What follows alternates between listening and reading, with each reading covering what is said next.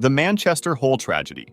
In November 2005, 14-year-old Joseph Lister, along with 10 classmates, including his friends Charlie and Amy from his school, his math teacher, and a 17-year-old caver volunteer who knew the cave system well, decided to explore the Nidderdale Caves in North Yorkshire, England. The cave system is famous for its 20 entrances, and the group chose to enter through Manchester Hole, a small opening in the ground that leads to a huge cave. They descended through a hole into a massive chamber, about the size of a football field, with a few inches of water on the floor and a 50-foot-high ceiling hung with stalactites. After passing through, they entered a tunnel and climbed down a muddy path into a second, smaller chamber that still held all 11 students and had shallow water. The tunnel then narrowed sharply, forcing them to crawl on hands and knees for 40 feet through twisting passages. At the bottom, a muddy stream soaked their clothes, but led to a small chamber where they could stand again. The math teacher was the last to follow the group. When he reached the small chamber, the guide became very worried because the water level was much higher than usual, something he had never seen before. Even though it was cold and windy outside, there was no forecast of rain. Everyone was standing in freezing water. Their boots were filled with water, and there was hardly any space to move. To make matters worse, the water kept rising, soon reaching above the knees of some students. The guide, confused by the sudden flooding, knew they had to get out quickly, so they decided to retreat. The math teacher went first, followed by the students, one by one, taking the small passage back to the previous chamber. At one point, the teacher and 9 of the students were inside the tunnel when a sudden surge of cold water flooded the chamber. The guide, along with Amy and Joseph, were the last to exit the chamber and enter the tunnel. The tunnel was crowded with students struggling against the rising water. Realizing the danger, the guide, Amy, and Joseph went back to the previous chamber to catch their breath, but the water kept rising and they were nearly submerged.